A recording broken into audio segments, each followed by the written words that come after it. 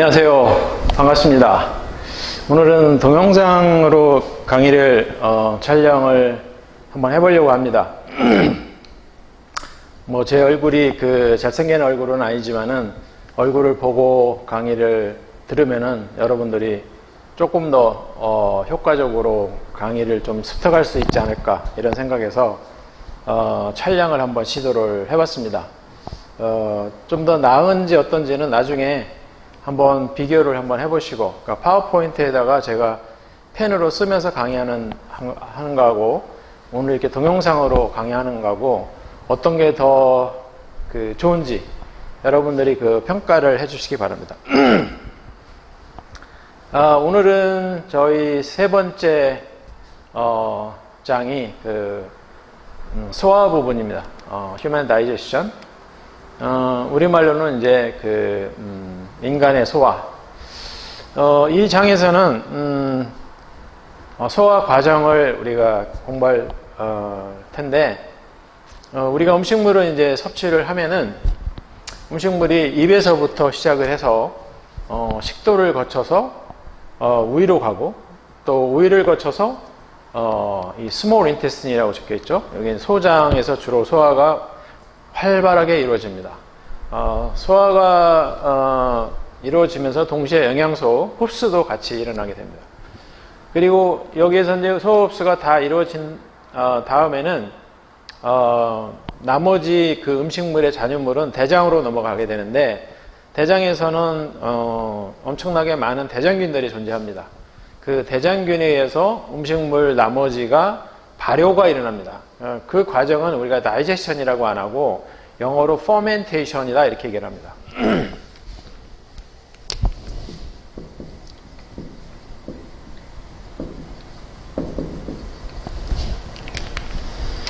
우리가 잘 알다시피 대장에는 수많은 종류의 엄청나게 많은 개수의 대장균이 존재합니다. 이 대장균들은 우리가 소화하지 못한 음식물 잔유물을 가지고서 먹고 사는 거죠. 발효해서 자기가 필요한 에너지도 얻고 살아갈 수 있는 영양소도 얻고 또 만들어냅니다. 어쨌든 음식물이 우리 입안으로 들어와서부터 항문을 통해서 빠져나가기까지의 과정을 이번 시간에는 우리가 공부하도록 하겠습니다. 지난 시간에 영양에 대해서 우리가 이제 영양소에 대해서 공부를 했었는데, 영양이라는 것은 유기체가 음식물을 얻어서 획득해서 이용하는 과정을 우리가 영양이다 이렇게 이제 정의를 하는데, 영양은 크게 이제 두 파트로 나눠집니다. 하나는 인제션, 섭취죠. 음식물을 섭취하는 과정이고요. 두 번째는 소화입니다. 소화 과정입니다.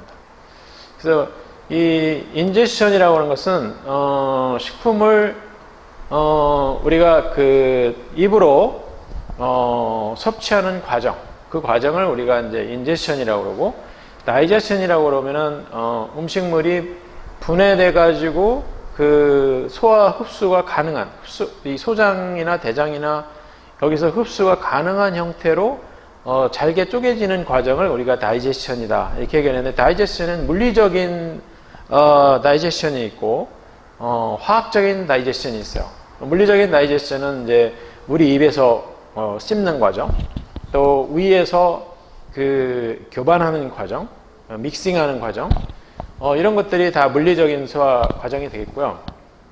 화학적인 소화라 하면 주로 소화 효소에 의해서 입에서부터 화학적인 소화가 이루어집니다. 입에는 이제 우리가 잘 알다시피 salivary amylase라고 하는 일종의 탄수화물 분해 요소가 존재를 합니다. 이것도 약간의 라이페이스도 존재한다고 하는 학자들도 있어요. 어쨌든 입에서부터 화학적인 소화가 이루어지고, 위에 가면은 또 본격적으로 단백질 소화가 이루어지고, 또 지질 소화도 일부분 이루어지고, 그렇지만은 우리 소화기관 전체에서 가장 중요한 소화가 이루어지는 곳은 소장입니다. 이 소장을 보면은 크게 세 파트로 나눠주는데 12지장과 공장과 회장으로 나눠줍니다. 그걸 영어로 우리가 나중에 또 설명을 하겠지만은 12지장을 두어드는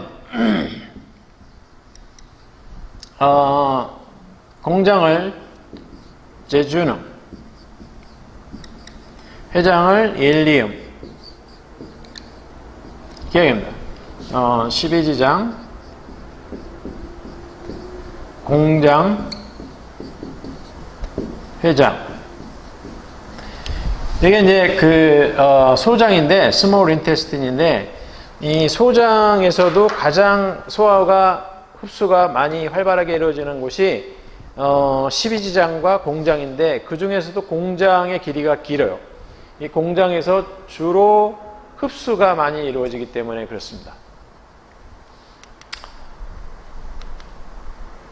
네, 영양소의 종류에 대해서는 우리가 이제 이미 공부했기 때문에 여기서는 그냥 넘어가도록 하겠습니다. 자, 소화기관에 대해서 좀 더 자세하게 살펴보면은 소화기관은 아까도 얘기했듯이 이제 입 근처에 소화기관이 밀집되어 있고요. 그 다음에 그 위가 중요한 소화기관이죠. 요 위 부분이. 근데 이 위와 입을 연결하는 요 길다란 관이 사파거스. 영어로 발음할 때 이는 아주 거의 들릴락 말락 발음합니다. 이사파거스. 속으로 이 발음하고 사파거스. 이게 이제 식도가 되겠고요. 그 다음에 이제 위로 넘어가면은 위하고 요 그 식도 사이에 식도 위 관략근이라는 게 있습니다. 우리가 이제 스핑크터라고 그러는데 여기는 지금 표현이 안 돼 있는데 서퍼질 스핑크터라는 게 있어요. 이건 지우겠습니다.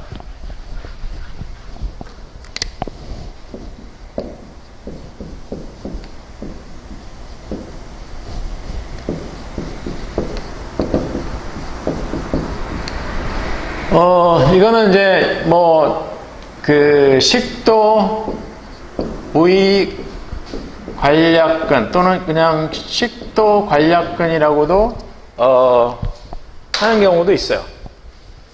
그래서 이게 이제 하는 역할은 뭐냐면은 여러분들이 제가 올려놓은 그 동영상을 보면은 이 식도에서 그 위쪽으로 음식물이 이렇게 내려갑니다. 내려갔다가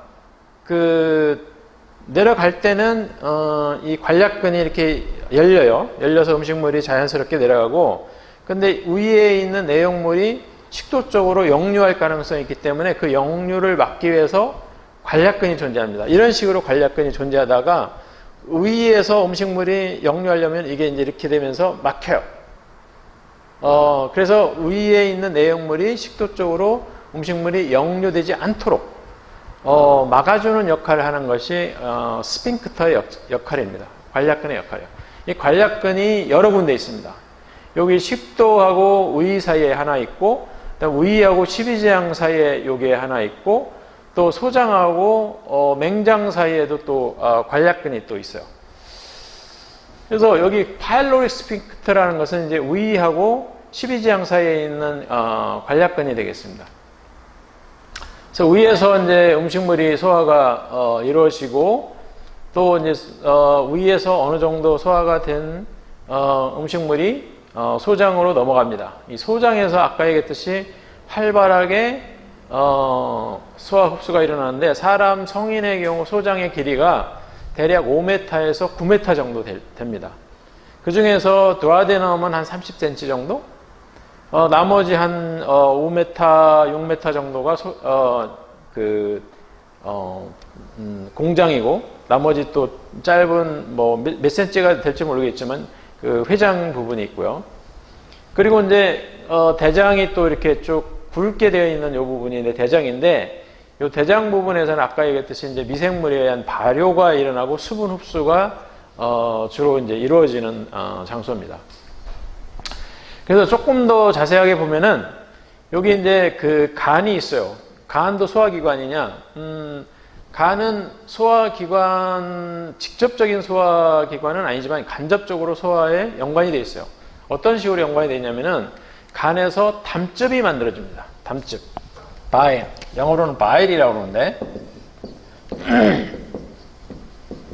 이 담즙이 하는 역할이 굉장히 중요합니다. 우리가 식품을 섭취하게 되면 그 식품 속에는 지방 성분이 들어있는 경우가 많아요. 그 지방 성분은 유화가 돼야만 흡수가 가능하고 소화가 가능합니다. 그 지방 성분을 유화해주는 유화제가 바로 담즙입니다. 담즙은 어디서 만들어지느냐?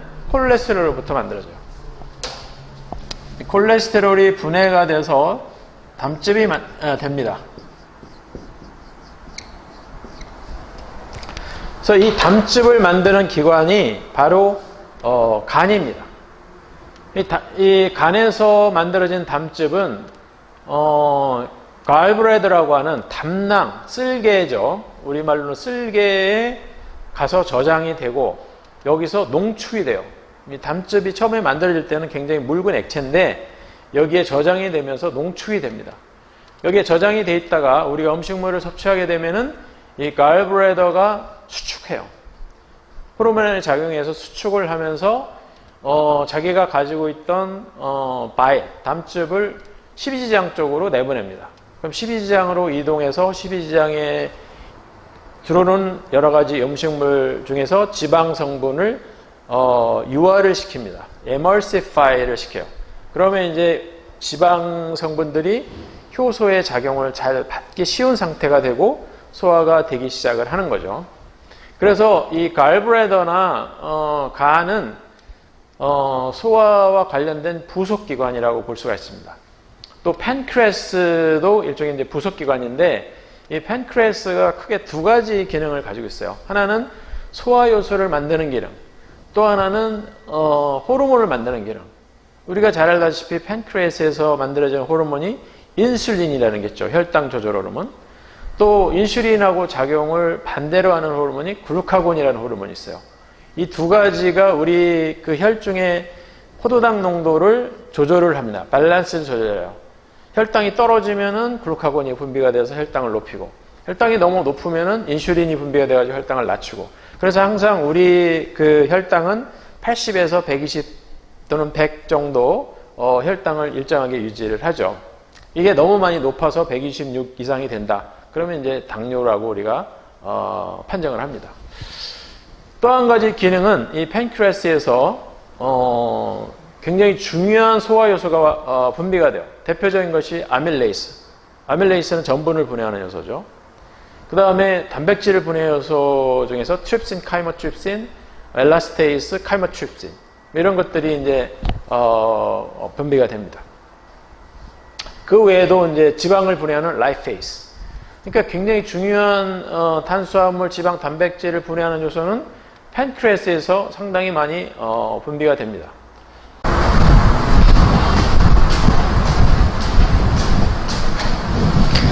네, 촬영하다 보니까 조금 문제가 있었습니다. 그래서 다시 계속해서 촬영을 이어가도록 하겠습니다. 제가 좀 약간 조정을 좀 할게요. 네.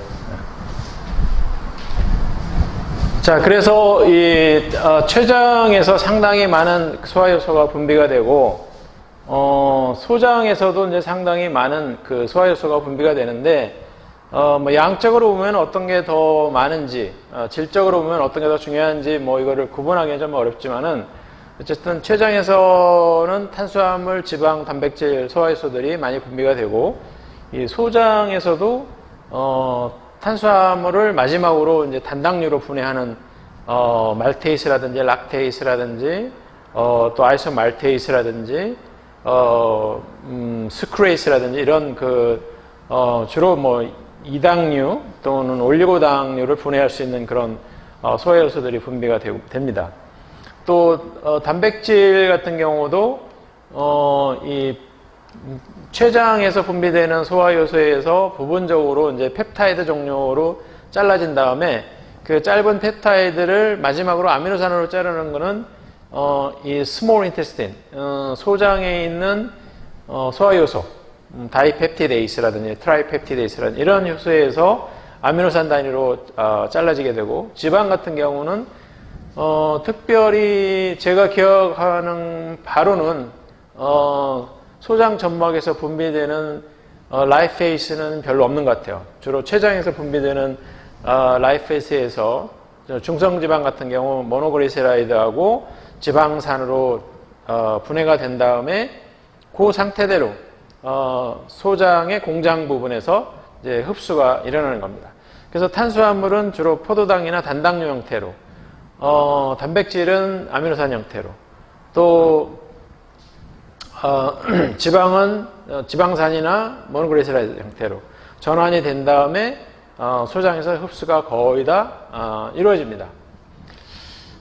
자, 그래서 나머지 부분은 이제 이 대장으로 넘어가서 그 대장에 여기에 이제 대장을 크게 우리가 세 파트로 나눌 수가 있는데, 하나는 아펜딕스라고 하는 맹장, 또 콜론이라고 하는 결장, 이 결장 부분이 상당히 많은 부분을 차지하고 있습니다. 그리고 마지막으로 그 직장이라는 부분이 있어요. 여기 직선으로 되어 있는데 여기 한 30cm 정도 된다고 합니다. 이 부분이 영어로는 렉텀이라고 되어 있습니다. 여기를 거치게 되면 이제 음식물이 바깥으로 빠져나가는 항문이 나오게 됩니다. 그래서 아까도 얘기했듯이 대장에서는 주로 소화보다는 미생물의 대장균에 의한 발효가 일어납니다. 그래서 이 발효된 산물이 미생물도 먹고 살고, 또 최근의 연구에 의하면은 사람 몸으로 다시 그 발효 산물들이 재흡수가 되기도 한다고 합니다. 그래서 대장균총이 굉장히 중요한 역할을 한다. 그래서 요즘은 뭐 프로바이오틱스, 프리바이오틱스 이런 거를 많이 먹어서 대장에 있는 균총을 좀 개선하면은 건강에 여러 가지로 좋다. 뭐 예를 들면은 뭐 치매 예방에도 좋고, 암도 예방하고, 또 뭐 여러 가지 뭐 간 질환이라든지 당뇨라든지 여러 가지 질환이 예방이 된다. 뭐 그래서 요즘 겉 마이크로비옴이라는 용어가 등장을 했죠.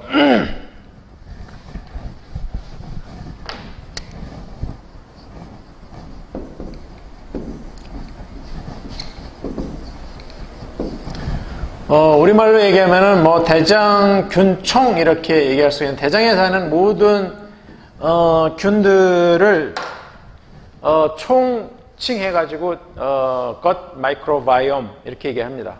겉 마이크로바이옴이 좋으냐, 안 좋으냐에 따라서 그 사람이 이제 건강하냐, 건강 안 하냐, 이런 것이 이제 결정이 된다, 이런 얘기입니다.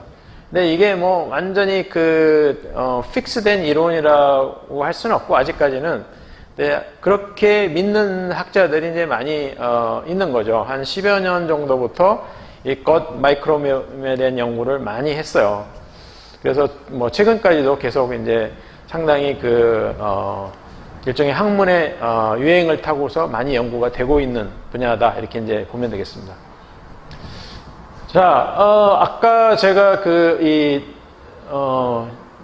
입안에서의 소화에 대해서는 그냥 자세하게 설명을 안 했는데, 여기에 보면은 입은 크게 이제 치아하고 타액선이 있습니다. 이 타액선이 세 개가 있어요. 파로티드 그랜드라고 하는 부분이 있고, 이 파로티드 그랜드는 우리말로 귀 밑에 있다 그래가지고 귀밑샘, 한자로는 이하선, 귀 이자 써가지고 입에 넣고 할 때 이. 그 다음에 서브링구얼 그랜드는 혀 밑에 있다고 그래가지고 혀밑샘 또는 뭐 설하선 이렇게 얘기합니다. 서브 맨디블라 그랜드는 턱 밑에 있다고 그래가지고 턱밑샘 또는 턱 악자를 써가지고 한자로는 악하선 이렇게 얘기합니다.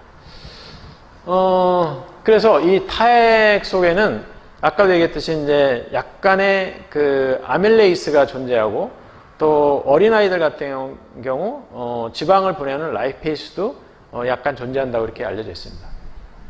그리고 이제 여기 파링크스라고 되어 있는데, 이 파링크스는 인두라고 번역을 하는데, 음식물이 넘어갈 때 식도로 넘어가야 되는데 잘못하면 이제 기도로 넘어갈 수가 있죠. 그러면 기도로 넘어가면 우리가 뭐 살에 들린다 이런 말을 하는데, 기도와 식도로 그 음식물이 뭐 랜덤하게 들어가는 걸 방지하기 위해서 여기에 그 파링크스 주변에 일종의 그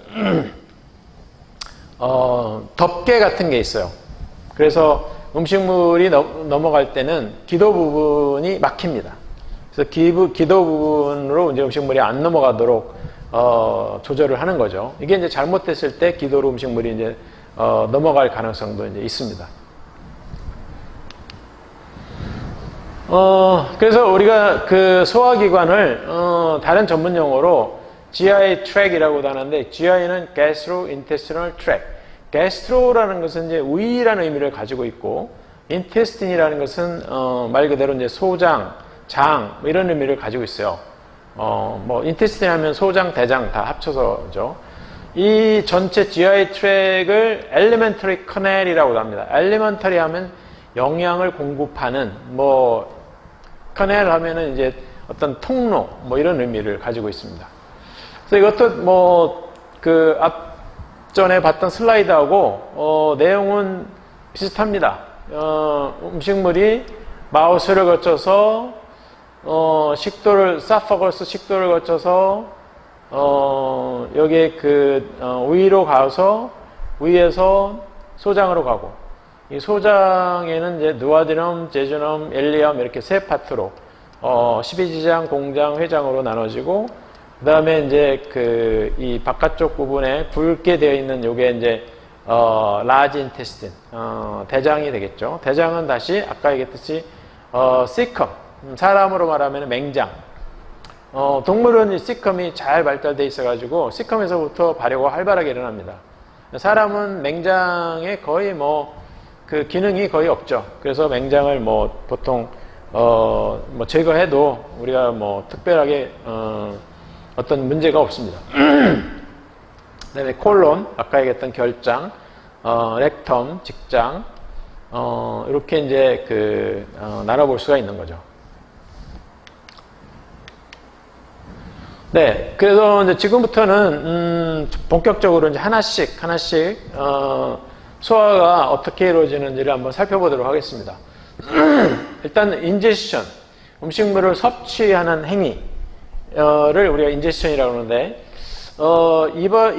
입으로 우리가 음식물을 이제 들여보냅니다. 그러면 여기서 이제 기계적인 소화와 화학적인 소화가 이루어지는데, 입에서는 주로 기계적인 소화가 이루어진다고 보면 되겠습니다.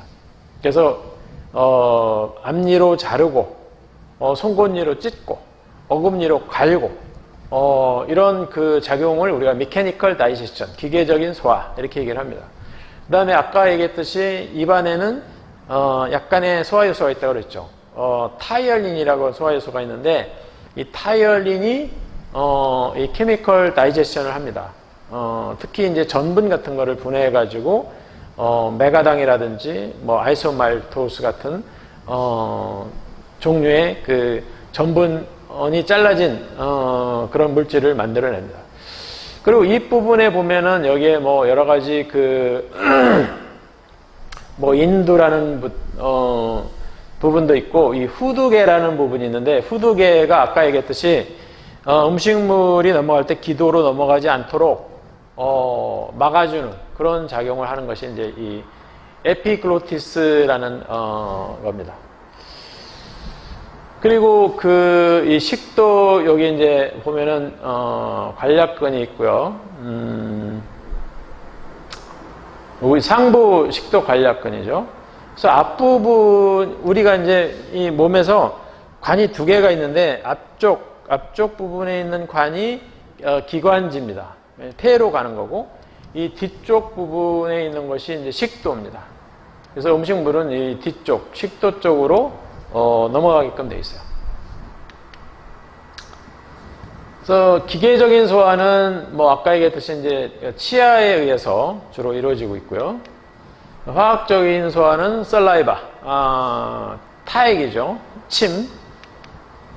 여기에 이제 아까 얘기했듯이 이 타액 아밀레이스, 셀리버리 아밀레이스라는 것이 있어가지고 전분을 분해해서 오랫동안 우리가 음식물을 씹게 되면은, 특히 쌀 같은 전분질을 씹게 되면은 약간 단맛이 납니다. 그 이유가 전분이 분해돼서 말토스, 메가당이 돼서 그렇습니다. 그리고 이 타액의 성분 중에 뮤신이라는 게 있는데, 뮤신은 이 점질물이죠. 우리가 침을 보면은 그 속에 이제, 수분이 많이 있는데, 수분이 좀 끈적끈적한 수분입니다. 좀 끈적끈적한 이유가 바로 뮤신이라고 하는 물질이 거기에 들어있어서 그런데, 주로 당단백질로 이루어졌다고 이렇게 이제, 알려져 있어요. 그래서 이 소화기관을 보호하는 작용도 하고 또 음식물을 삼키기 쉽게 윤활작용을 합니다. 그 다음에 완충작용도 그 타액이 합니다. 그래서 이 우리가 섭취하는 음식물을 이 위로 보내가지고 또는 입안에서도 중화를 해서 이 입안에서 이제 너무 그 어떤 성분들이 들어왔을 때 중화를 해가지고 이 충치가 생기는 것, 치아가 망가지는 것을 어느 정도 막아준다 이렇게 이제 알려져 있어요. 그리고 또 중요한 것이 이 타액이 antibacterial activity를 가지고 있어요. 다시 말해서 항균 작용을 합니다. 그래서 입안으로 들어오는 식품과 함께 입안으로 들어오는 미생물들을 어느 정도 죽여요. 다 죽이진 못하겠지만은 일부를 죽일 수가 있어요. 그 라이소자임이라고 하는 효소가 들어 있습니다. 이 라이소자임은 세포벽, 셀월을 분해하는 효소입니다. 그래서 이 라이소자임이 작용을 하면은 이 박테리아 세균, 병원성 세균들이 세포벽이 그 분해가 되면서 죽어요. 그래서 이제 그 항균 작용을 하는 거죠. 그래서 농담으로 우리가 이제 우리가 뱀하고 둘이 같이 물었을 때 누가 죽느냐? 사람의 타액이 더 뱀독보다 강해가지고 사람하고 뱀하고 같이 물었을 때 뱀이 죽는다. 농담 삼아서 뭐 그렇게 얘기를 하는데 사실 뭐 치료하지 않으면은 뱀도 죽고 사람도 뭐 죽겠죠. 그 다음에 이제 볼루스라는 개념이 있는데 이 볼루스는 뭐냐면은 우리가 이제 쌀밥을 씹어가지고 식도로 이제 넘기지 않습니까? 넘길 때 음식물이 이렇게 덩어리 형태로 이제 이동을 하겠죠. 그 음식물 덩어리 입안에서 씹어가지고 넘어갈 때 그 덩어리 이렇게 단위로 넘어가는데 그 덩어리 하나를 우리가 볼루스라고 합니다. 그 볼루스가 중간에 턱 막히면은 우리가 이제 굉장히 고통스럽죠. 식도가 중간에 꽉 막혀가지고 특히 고구마를 먹었을 때 이게 탁 막혀가지고 이게 넘어가지도 않고 여기에 식도에 딱 걸쳐 있으면은 참 불편합니다.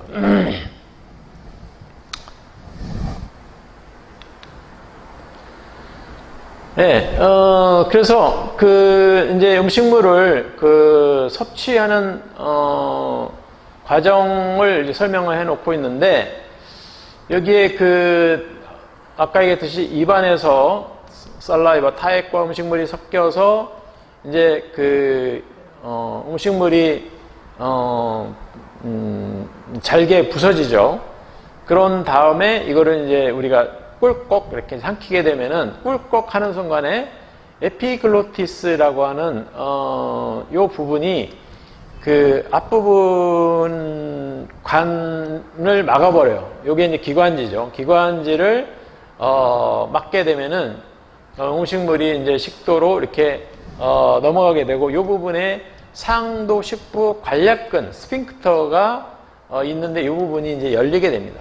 열리면서 이제 음식물이 이쪽으로 이렇게 자연스럽게 넘어갈 수가 있는 거죠.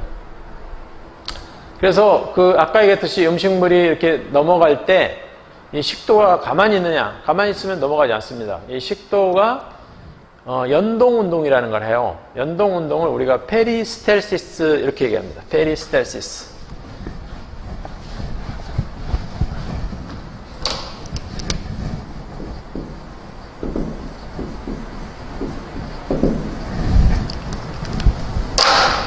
페리스텔시스 과정을 거치면서 위에서부터 이제 순차적으로 이렇게 조이는 거죠. 그러면은 맨 위에서부터 조이고, 그 다음에 음식물이 이동해 가면은 또 조이고, 또 볼루스가 또 앞으로 이동하면 또 조이고, 이런 순차적으로 쥐어 짜면서 이렇게 가는 운동을 우리가 페리스텔시스, 연동 운동이다, 이렇게 얘기를 합니다.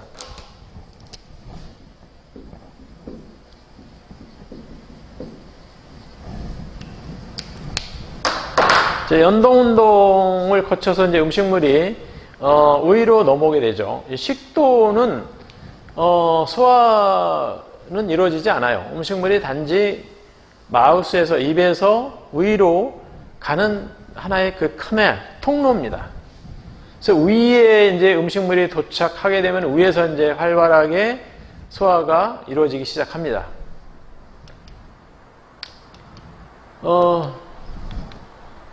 네.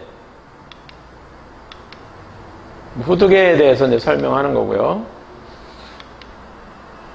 네, 연동운동, 페리스테시스 설명을 했죠. 이 연동운동은 involuntary muscle contraction이라고 되어 있죠. 이 involuntary라는 것은 불수의적, 자기 의지대로 할 수 있는 게 아니다. 그런 의미입니다. 이거 이제 반대는 이제 voluntary죠. voluntary.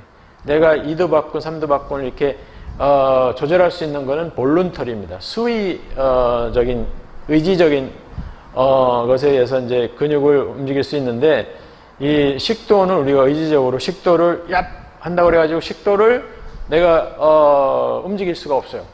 그래서 불수의근입니다. 그래서 음식물이 이제 위로 갔는데, 여기는 이제 파링크스인데, 파링크스 부분은 정확하게 소화하고 관련 있는 부분은 아니기 때문에 그냥 위치적으로 어디에 있다, 그 정도만 알고 있으면 될 것 같습니다. 인도 부분이 굉장히 복잡하죠. 코하고, 코에서부터 시작해가지고 입하고 기관지, 식도 갈라지는 이 부분까지 전체를 우리가 인두 부분이다, 이렇게 이제 얘기를 합니다.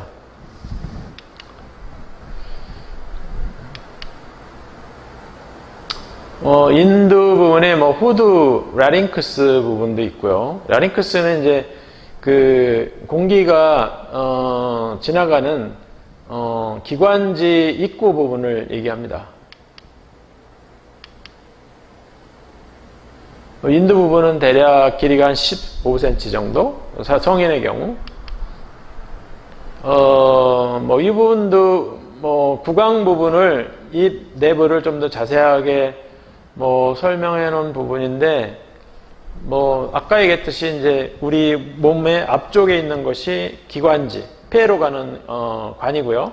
뒷부분, 요거의 뒷부분에 있는 것이 식도, 소화기관이 되겠습니다. 여기는 이제 문제를 이제 낸 건데, 한번 맞춰보기 바랍니다.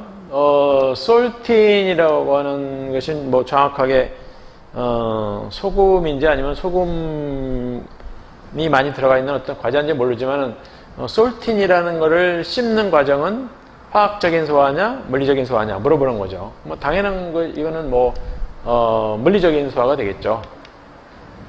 네, 기계적인 소화 또는 물리적인 소화가 되겠습니다. 썰라이버가 솔틴이라고 하는 과자를 잘라가지고 포도당 분자로 바꾸는 과정, 그것은 이제 화학적인 소화고요. 그 다음에 햄버거를 여러분들이 씹어가지고 잘게 쪼개는 과정은 물리적인 소화 또는 기계적인 소화라고 볼 수가 있고, 위에서 펩신이라고 하는 호르몬이 나와가지고 햄버거에 있는 단백질을 아미노산이나 펩타이드로 바꾸는 과정은 케미컬 다이제스션, 이렇게 이제 얘기할 수가 있겠죠. 화학적인 소화. 아까 침샘에 대해서는, 타액선에 대해서는 세 가지 다 설명을 했기 때문에 여기서는 그냥 넘어가도록 하겠습니다. 페리스텔시스, 연동운동도 식도에서 이루어지는 대표적인 음식물을 한쪽으로 이렇게 몰아가는 운동이기 때문에 이것도 설명했으니까 넘어가도록 하고요. 그다음 이제 위로 갔습니다. 위는 음식물을 저장하기도 하고 또 템퍼러리 저장하는 거죠. 일시적으로 저장하기도 하고 실제로 소화가 활발하게 이루어집니다. 여기서는 어떤 소화가 이루어지는지 일단은 화학적인 소화가 이루어지기 위해서는 gastric juice가 분비가 돼야 됩니다. 위에 들어가면은 음식물이 위에 들어가면은 위에 있는 위산, 위에서 분비되는 위 점막에서 분비되는 위산과 혼합이 됩니다. 그리고 위는 이 처닝이라고 교반 믹싱 작용을 해요. 그래서 이 음식물하고 위산하고 이렇게 그 혼합된 형태의 물질을 우리가 카임이라고 합니다. 카임.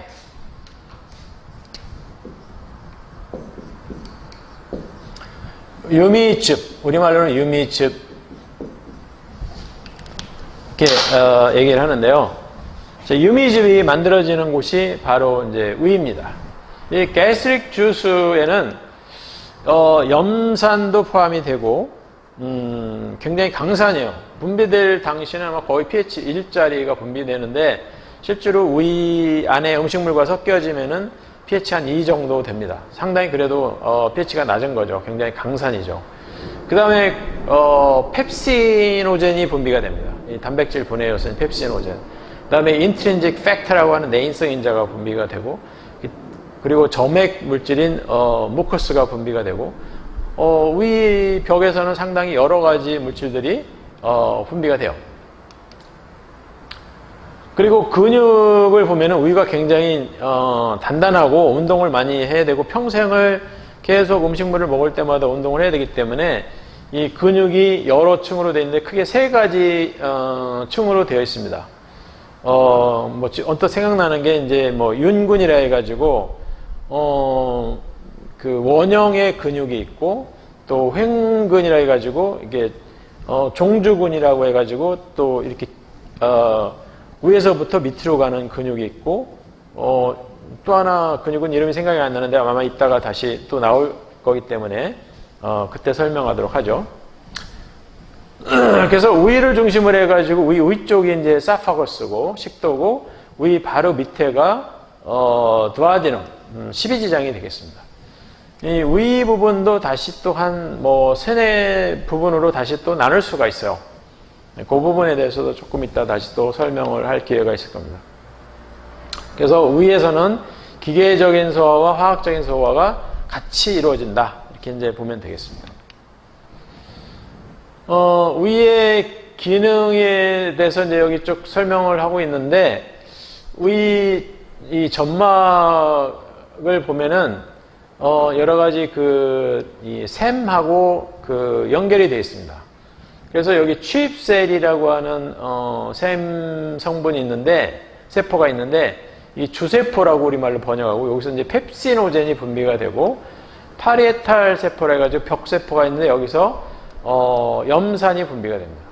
위산이죠. 위산이 분비가 되고, 이 무커셀은 이제 점질 물질, 점액, 무커스를 분비하는, 세포가 되겠습니다. 그래서, 이 취입셀에서 분비되는 이 펩시노젠, 단백질 분해 요소인 펩시노젠은 비활성, 불활성 상태로 분비가 됩니다. 왜 그러냐면은 이 단백질 분해 요소이기 때문에 분비되는 도중에 주변의 이 관들이 단백질로 이루어졌기 때문에 단백질을 분해할 수가 있어요. 그래서 불활성 상태, 인액티브한 상태로 분비를 해야만 이 세포가 손상이 안 됩니다. 그래서 분해가 일단 된다면은 이 활성화가 뭐에 의해서 되냐면은 여기 염산이 펩시노젠을 활성화시켜요. 그러면 이제 펩신이 되죠. 이 펩시노젠에서 일부 펩타이드가 잘려져 나간 것이 이제 펩신입니다. 펩신이 펩시노젠을 잘라서 다시 펩신으로 되고, 그래서 이제 일단 처음에는 이 염산이 펩시노젠을 펩신으로 바꿔주지만 그 다음부터는 이제 펩신이 스스로 자기가 이 펩시노젠을 분해해가지고 활성 형태인 펩신이라고 하는 단백질 분해 요소를 계속해서 만들어내게 되는 거죠.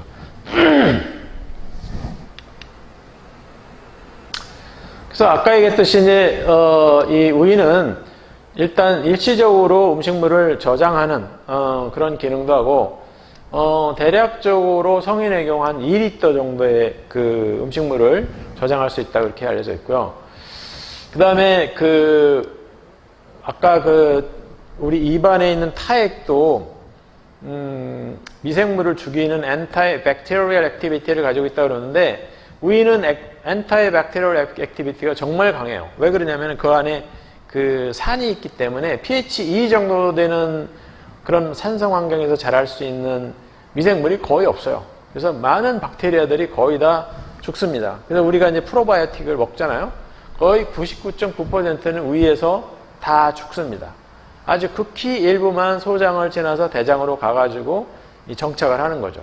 그래서 우리가 뭐 수십억 마리의 프로바이오틱을 먹었다고 하더라도 실제로 이 대장에 가가지고 정착해서 사는 미생물이 과연 몇 마리가 될까?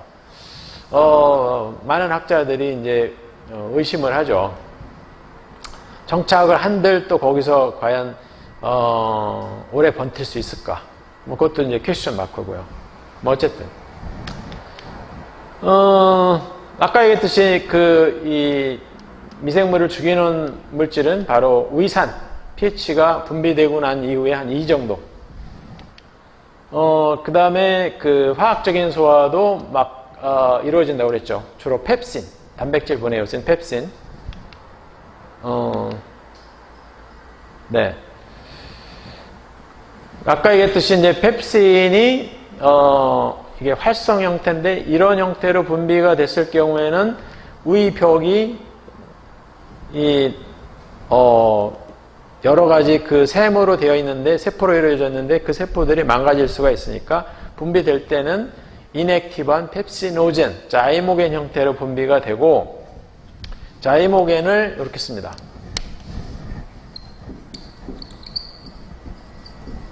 이건 이제 인액티브한 형태죠. 인액티브한 형태로 분비가 돼서 일단 분비가 된 다음에 이제 액티브한 펩신 형태로 되기 때문에 최소한 분비되는 과정에서 다른 세포들을 손상시킬 가능성은 이제 줄이는 거죠. 그래서 이게 이제 그 얘기입니다. 우유도 결국 단백질로 이루어져 있고 잘못하면 펩신이 이 우유를 분해해 가지고 손상시킬 수 있는데 어떻게 그렇게 되지 않느냐? 바로 이제 이런 메커니즘 때문에 우유가 손상되지 않는다. 그 얘기를 이제 하고 있는 겁니다. 또 한 가지는 이제 우유 세포 중에서 아까 무커스 셀이 있었는데 이 무커스가 우유 점막을 이렇게 코팅하고 있어요. 코팅함으로 인해서 우유를 이제 보호를 해준다. 그게 이제 두 번째 이유가 되겠죠. 자, 입에서 소화 설명했고요.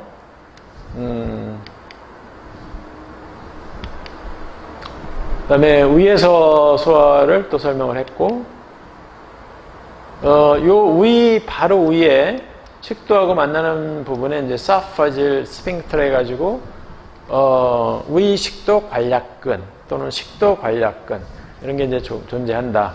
그래서 이 위로 일단 온 음식물이 거꾸로 식도 쪽으로 역류하는 걸 방지한다. 만약에 역류를 하는 경우가 생기면은 그것을 우리가 heartburn, 가슴앓이, 영어로는 heartburn이라고 그러는데,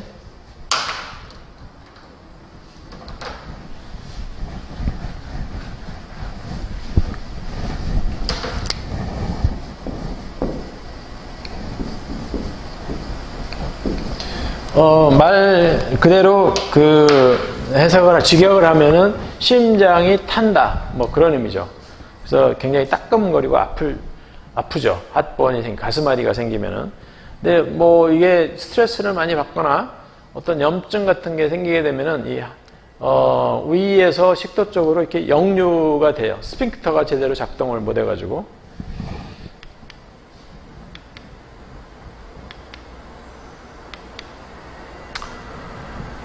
가스트릭 주스, 그 위에 있는 여러 가지 액체들, 성분들이 뭐가 있는지, 아까 얘기했듯이 이제 위산이 있고요. 펩신이 있었고, 그래서 이제 음식물이 위 작용에서 물리적으로, 믹싱이 돼서, 위산하고 이렇게 섞여 있는 산성 형태의 유미즙을 우리가 영어로 카임이다. 이렇게 이제, 얘기를 합니다. 합본은 뭐 설명했기 때문에 한번 읽어보시면은, 될 것 같고요. 그 다음에 이제 부속기관이 있어요. 부속기관이 이제 크게 세 가지가 있는데, 췌장, 팬크레아스, 갈브레더, 스플린. 스플린은 이제 지라라고도 하고,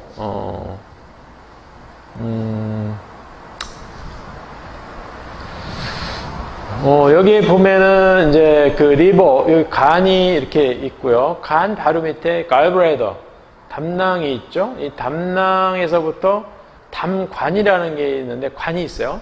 관이 12지장으로 이렇게 연결이 되어 있습니다. 그리고 스프린은 위 바로 옆에 이렇게 있고요.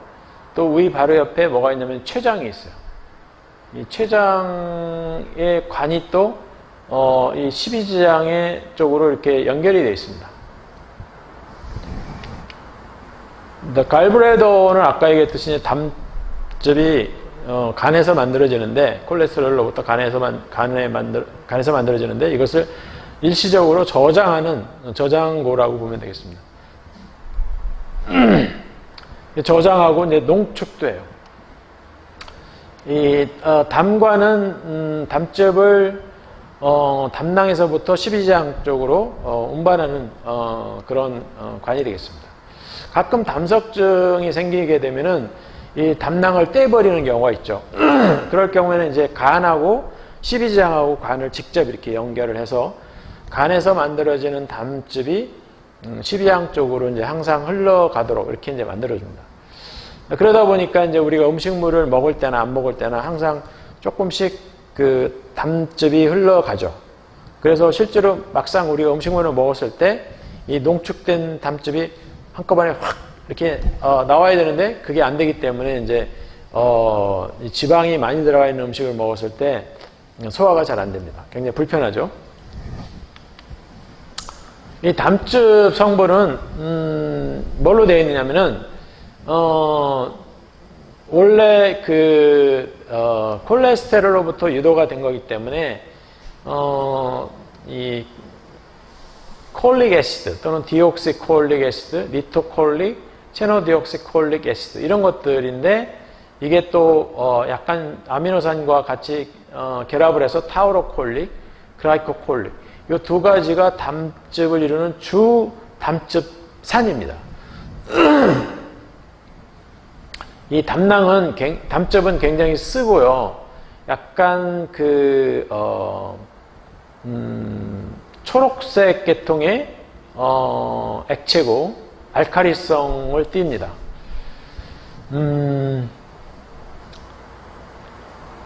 그리고 뭐 아까 얘기했듯이 이제 이 바일은 담즙은 지질을 유화를 해서 그 다음에 지방 분해 요소가 잘 지방을 분해할 수 있도록, 소화할 수 있도록 도와줍니다. 이 컴포지션을 보면은 97%가 물이고 0.7%만이 이런 겁니다. 타우로콜릭, 글라이코콜릭, 담즙산염, 0.2%가 빌리루빈. 빌리루빈은 우리가 이제 헤모글로빈이 적혈구 주 단백질인데, 그 헤모글로빈이 분해가 되면은 햄하고 글로빈으로 나눠지고, 글로빈은 분해가 돼서 아미노산이 되고, 햄이 또 분해가 되면은 이 빌리루빈이 됩니다. 그래서 주로 적혈구가 분해돼서 만들어지는 성분이 빌리루빈이고요. 지방이 한 뭐 0.5%, 콜레스테롤도 있고, 뭐 지방산도 있고, 레시틴도 있고, 그 다음에 무기, 염료가 한 0.2 이퀴벌런트 정도 들어있습니다. 팬크레아스는 아까 얘기했듯이 굉장히 활발하게 다양한 종류의 소화 요소를 분비하는 그런 기관이고요. 호르몬도 분비한다고 그랬죠. 인슐린과 글루카곤. 인슐린은 혈당을 낮추는 호르몬, 글루카곤은 혈당을 높이는 호르몬. 그러니까 우리가 굶었을 때는 글루카곤이 분비가 되고, 우리가 음식물을 먹었을 때는 인슐린이 분비가 됩니다. 아까 얘기했듯이 팬크레아틱 주스는 거의 모든 영양소를 다, 탄수화물, 지방, 단백질을 다 소화하는 그런 소화 요소를 함유를 하고 있습니다. 그래서 모든 소화는 소장에서 이루어지고 모든 소화는 소장에서 마무리가 된다. 이렇게 이제 봐도 됩니다. 팬크레아스 췌장에서 분비되는 대표적인 소화효소가 어떤 게 있느냐? 일단 단백질을 분해하는 효소 중에서 트립신, 카이모트립신, 엘라스테이스, 뭐 카이모트립신, 또 카르복시 펩티데이스, 뭐 이런 것들도 있고요. 또 전분을 분해하는 효소 중에서 이제 아밀레이스가 있죠. 그다음에 이 완충작용을 하는 바이카보네이트도 이 췌장에서 분비가 됩니다. 그래서 우리가 췌액 중에 소화효소도 있고 버퍼도 있는 거예요. 그래서 여기 보면은 팬크레아틱 주스라고 되어 있는데 이 주스 안에 소화효소 버퍼 이게 이제 다 포함되어 있는 거죠. 이게 이제 관을 통해서 덕트를 통해서 십이지장과 이렇게 연결이 되어 있어요. 그래서 아까 얘기했듯이 전분을 분해하는 아밀레이스도 여기서 분비가 되고, 이 버퍼인 바이카보네이트 중탄산은 이 산성 유미즙을 중화를 시키는 작용을 합니다. 팬크레아틱 주스가 이 산성 유미즙을 중화를 해야만 소화 요소들이 이제 소화를 할 수가 있어요. 안 그러면 너무 pH가 낮아서 소화를 할 수가 없습니다. 이거는 이제 담낭에서 담즙이 이렇게 분비되는 과정, 그 관을 이제 보여주는 건데, 또 이 췌장에서 췌장관을 통해서 췌액이 분비되는 과정을 이렇게 보여주는 겁니다.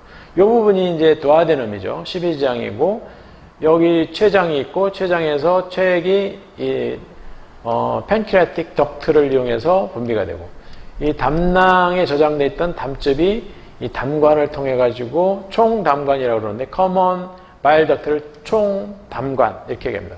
총담관을 통해서 이렇게 분비가 되죠. 그래서 여기서 이제 음식물과 만나게 됩니다.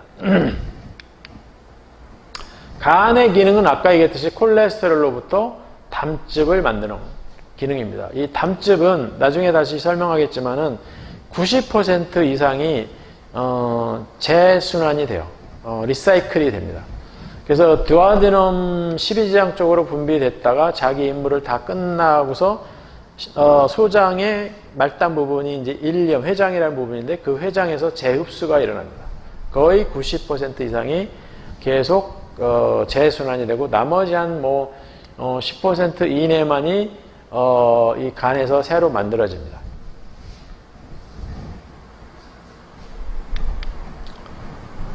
그래서 간은 담즙을 만드는 기능을 가지고 있고, 담즙은 갈브레더, 담낭에 저장이 되고 거기서 농축이 된다. 그리고 지방 분해하는데 중요한 작용을 한다. 어떤 작용을 하느냐? 디터전트, 유화제로서의 작용을 한다. 이 담즙의 색깔이 약간 갈색, 내지는 초록색 이런 색깔을 띠는데 그게 바로 이제 레드 블러드 셀, 적혈구가 수명이 120일이에요. 4개월이죠. 4개월이 지나면 적혈구는 파괴가 됩니다. 그때 이제 햄이 분해가 돼서 이 빌리루빈이라는 게 돼요. 이 빌리루빈이 이 담즙에 포함되어 있습니다. 그게 이제 색깔을 띠게 되는데, 그 색깔이 이제 그 약간, 갈색 계통의 색깔을 띠게 됩니다. 그리고 그것의 영향으로 우리, 응아도, 피시스도, 갈색의 색깔을 띠게 되는 거죠.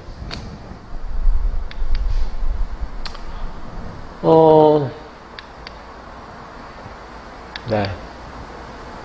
그 다음에 이제 소장인데, 소장은 아까 얘기했듯이 이제, 두아디눔, 12지장, 제주눔, 종장, 일리엄, 회장, 이렇게 세 파트로 나눠져 있고, 두아디눔에서 이제 팬크레스, 에서 분비되는 주습, 췌장액, 또, 담즙, 이런 것들하고 이제, 위에서 넘어오는 카임, 이런 것들이 이제 혼합이 되고, 거기서부터 소화가 이제, 시작이 되고, 제주넘에서 이제 본격적인 소화 흡수가 다, 이루어지고, 일리엄에서 이제 나머지 담즙의 순환을 해서 재흡수, 비타민 B12 재흡수, 나머지 약간의 그 영양소들의 흡수, 이런 것들이 이제, 이루어집니다. 근데 소장 점막은, 이와 같이 그 육모가 나 있어요.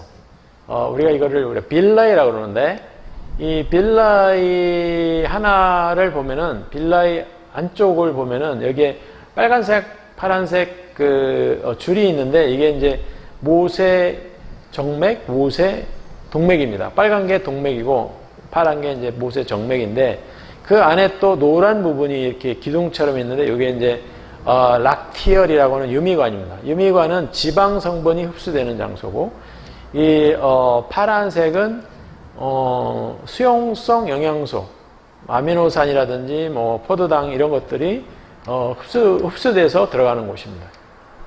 그리고 이 육모에 또 털 같은 게 이렇게 나 있는데, 요것이 이제 미세 육모입니다. 이 미세 육모가 이렇게 쭉 나 있어요.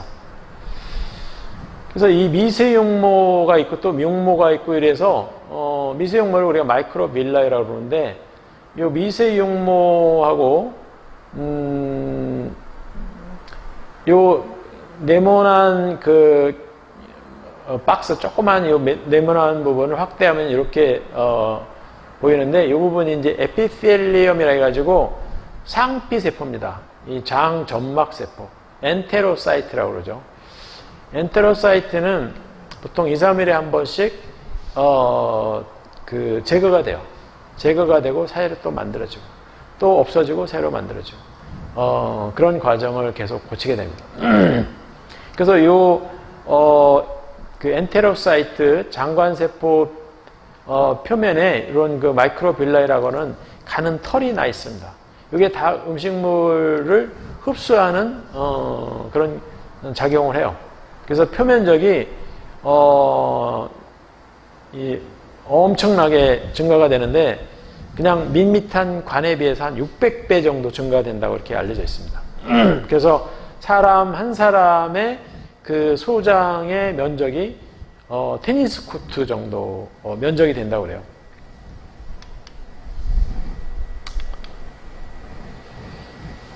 주로 그 소장에서는 이제 화학적인 소화가 이루어지고 있고요. 단당류와 아미노산이 흡수가 됩니다. 단백질이라고 되어 있는데, 단백질 자체가 흡수되는 게 아니고 단백질이 분해된 아미노산이 흡수가 됩니다. 그리고 지방산과 그리세롤이라고 되어 있는데, 이게 이제 잘못됐어요. 모노그리세라이드라고 해야 맞습니다.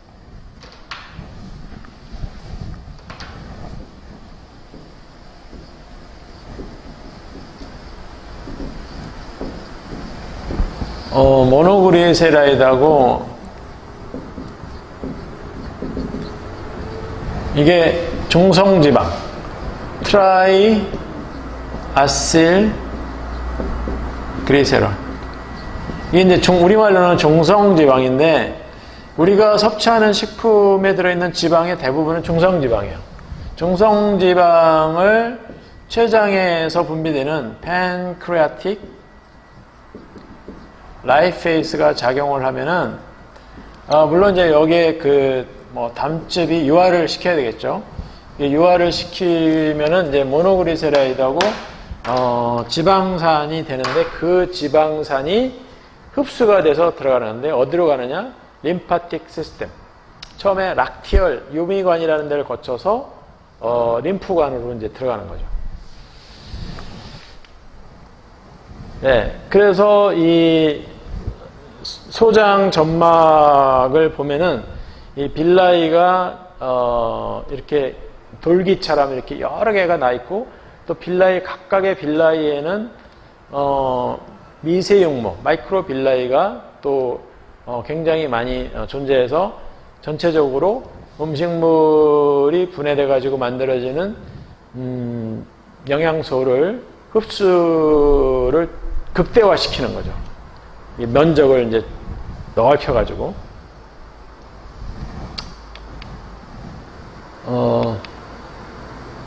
그래서 소장의 주요 기능은 화학적인 소화. 소화뿐만 아니고 이제 흡수까지 이루어지고 있고요. 길이가 소장은 6m 정도 된다. 엄청나게 넓은 면적, 300제곱미터. 거의 테니스 코트 면적입니다. 아까 얘기했듯이 이제 빌라이라는 것과 미세육모, 마이크로빌라이로 이루어져 있기 때문에 이렇게 표면적이 넓어지는 겁니다. 구조는 이제 세 개 부분으로 뭐 나눠진다고 그랬죠. 아까 이미 다 설명했기 때문에, 네. 자, 듀오디넘에 대해서 조금 더 자세하게 설명하는데, 듀오디넘은 소장의 맨 첫 부분이고, 소장, 위에서 넘어오는 산성식품과 이제 만나는 부분입니다. 여기서 이제 이 췌장에서 분비되는 췌액, 그리고 이 갈브레드에서 분비되는 담즙, 이런 것들하고 이제 서로, 음식물이 이제 섞이게 되는, 그 부분이 되겠습니다.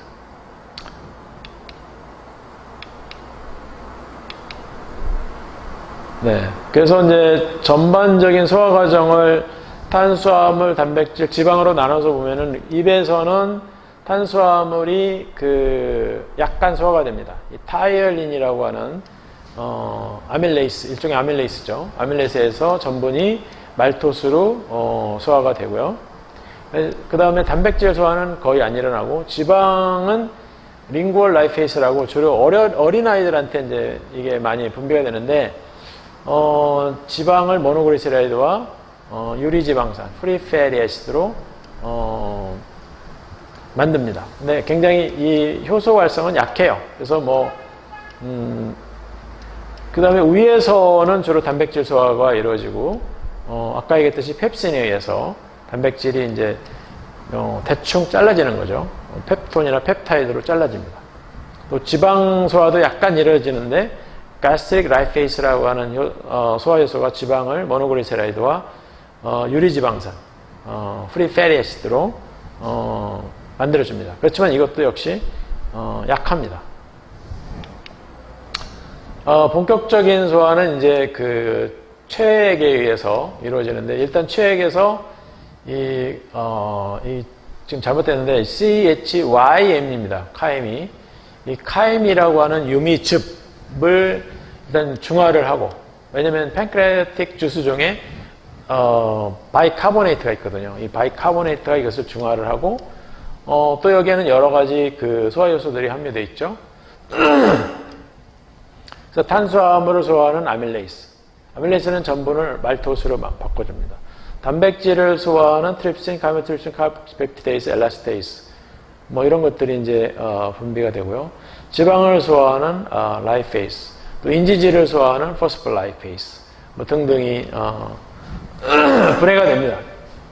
그 다음에 이제 장액에 의해서도 소화가 이루어진다고 했습니다. 소장 점막에서 분비되는 소화 요소 중에서 말테이스라는 요소, 말토스를 포도당으로, 락테이스, 성인의 경우는 락테이스가 잘 분비가 안 돼요. 특히 한국 사람들 같은 경우는 한 3분의 2 정도는 유당 불내증 환자입니다. 다시 말하면 락테이스가 어렸을 때는 분비가 되다가 나이가 먹으면서 이게 안 만들어져요. 그러니까 우유 속에 있는 락토스를 소화하지 못해서 우유를 500cc 이상 마시게 되면은 이 가스가 차고 설사가 나는 그런 그 증세가 보여집니다. 그걸 우리가 유당불내증 이렇게 얘기합니다. 락토스를 포도당과 갈락토스로 분해하는 요소입니다. 스크레이스는 설탕을 포도당과 프락토스로 분해를 해요. 그리고 사카리데이스라는 효소는 이제 다이사카라이드, 2당류나 3당류를 분해하는, 단당류를 분해하는 그런 효소가 되겠습니다. 그 다음에 또 이 장에게는 단백질 중에서 적당히 이제 분해가 돼가지고 아미노산이 2개, 3개, 뭐 이런 그 펩타이드들을 완전히 아미노산으로 분해하는 그런 효소들이 있습니다. 다이펩티데이스, 트라이펩티데이스. 또 아미노펩티데이스라는 것은 이제 펩타이드가 있으면 아미노 터미널, 앞부분이 이제 아미노 터미널인데 앞부분에서부터 아미노산 하나씩 차근차근 잘라나가는 효소를 아미노펩티데이스라고 합니다. 그래서 아미노펩티데이스는 장액에 있고 카르복스펩티데이스는 단백질이 카르복실 터미널이 있는데 이 단백질을 보면은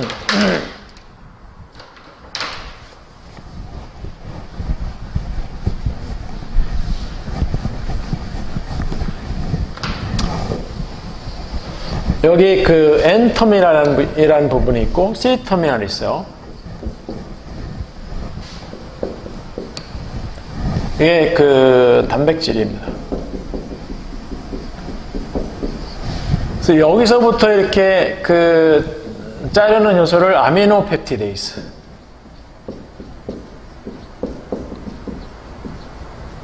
이거는 그 장액에 존재합니다. 인테스티널 주스에 존재하고요. 이 끄트머리에 있는 카르복실 기 쪽에서부터 하나씩 아미노산 하나씩 이렇게 자르는 요소는 카르복시 펩티데이스라고 해요. 카르복시 펩티데이스. 이거는 어디에 있느냐면은 최액에 존재합니다. 최액. 팬크리아틱 주스에 존재해요.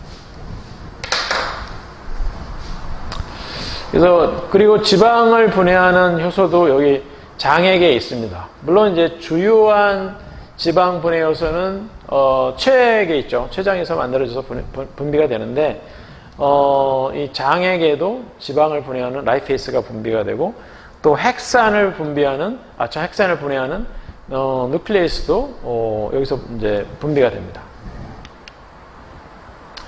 자, 소장에서 이제 모든 소화가 다 끝나고 나면 이제 영양소를 흡수를 해야 되겠죠.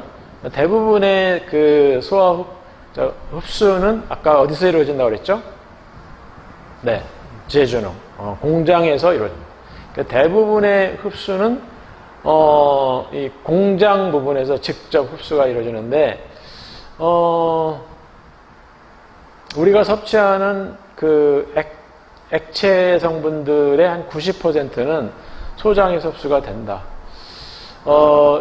그리고 이렇게 소장이 이제 흡수에 최적화된 이유는 소장에는 이 빌라이라고 하는 육모가 존재한다. 육모가 존재함으로 인해서 소장의 표면적을 엄청나게 증가시킨다. 아까 얘기했듯이 거의 테니스 코트 정도 면적을 가지고 있다고 그랬죠. 그래서 이 여러 가지 영양소가 흡수되기 아주 좋은 흡수 효율을 높일 수 있는 그런 조건을 가지고 있어요. 그래서 이 흡수에 대해서 조금 더 자세히 보면은 이게 이제 육모인데 육모 안에 여기 보면은 모세혈관, 모세정맥, 모세동맥 또 가운데 노랗게 되어 있는 게 이제 보이는지 모르겠는데 이게 이제 락티얼 유미관입니다. 이 유미관은 뒤에 그 림파틱 덕트라 해가지고 림프관하고 연결되어 있어요. 그래서 지용성 성분들, 예를 들어 비타민 중에서도 지용성 비타민이 있고 또 지방 성분들 있죠. 콜레스테롤, 뭐 지방산, 중성지방 이런 것들은 분해가 돼가지고 소화가 돼서 흡수가 될 때 요 락티얼 유미관으로 흡수가 돼서 림프관을 거쳐서 흉관을 거쳐서 심장으로 갑니다.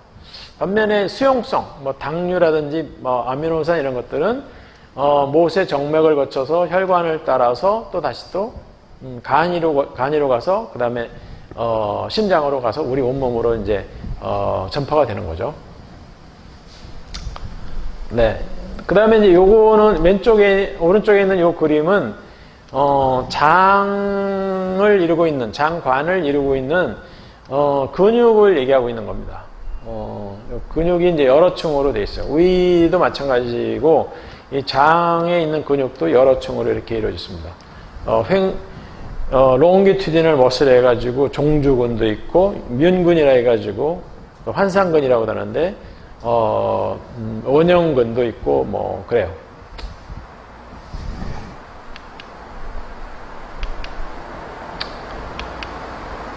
그래서 음식물은 이제 아까 얘기했듯이 거듭 감정하지만은, 육모 또는 미세육모를 통해서, 음식물의 그 소화물들, 아미노산, 뭐, 당류, 지방 이런 것들 이제, 육모를 통해서, 흡수된다.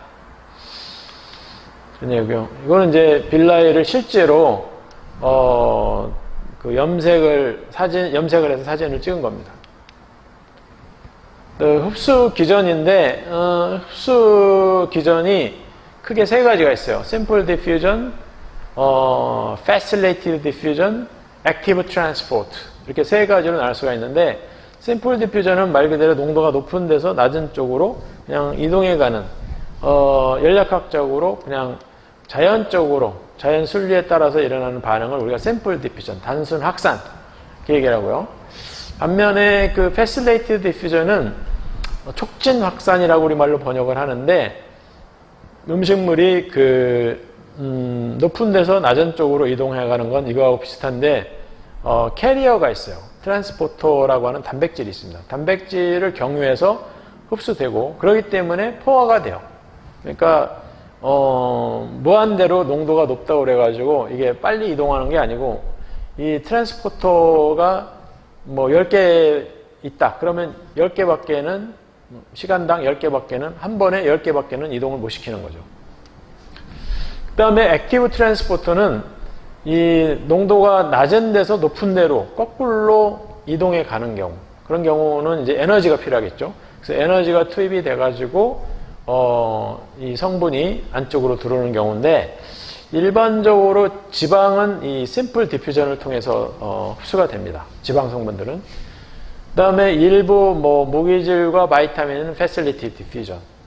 그 다음에 포도당 같은 경우, 아미노산 같은 경우는 거의 대부분 액티브 트랜스포트를 하는 걸로 이렇게 알려져 있어요. 그 다음에 이제 아주 드물게 피노사이토시스 해가지고 굉장히 분자량이 큰, 예를 들어서 펩타이드나 단백질 같은 것들이, 이렇게 세포막이 안쪽으로 접혀 들어가면서, 흡수되는 특수한 메커니즘이 있습니다. 이런 피노사이토시스 같은 경우는, 이 신생아 때 주로 활동을 하다가 나이가 먹으면서 이런 그 현상은, 성인이 되면 거의 사라지는 걸로 이렇게 알려져 있습니다. 그래서 이 신생아 때는 이제 모유 속에 들어있는 이뮤노글로불린, 면역 단백질 이런 것들을 흡수를 해야 되기 때문에 그걸 분해해버리면 아미노산이 되니까 면역력하고는 아무 상관이 없어지니까 그 엄마가 가지고 있는 모유 속에 들어있는 그 이뮤노글로불린, 그 단백질을 그냥 통째로 자기 몸으로 받아들이기 위해서 이런 그 피노사이토시스 메커니즘이 신생아 때는 작동을 해요. 근데 이제 나이가 먹으면서 이런 게 이제 필요가 없고 자가 면역이 생기니까 이런 기능이 이제 퇴화돼 버리는 거죠. 네, 여기까지 하고 좀 쉬었다가 하도록 하겠습니다.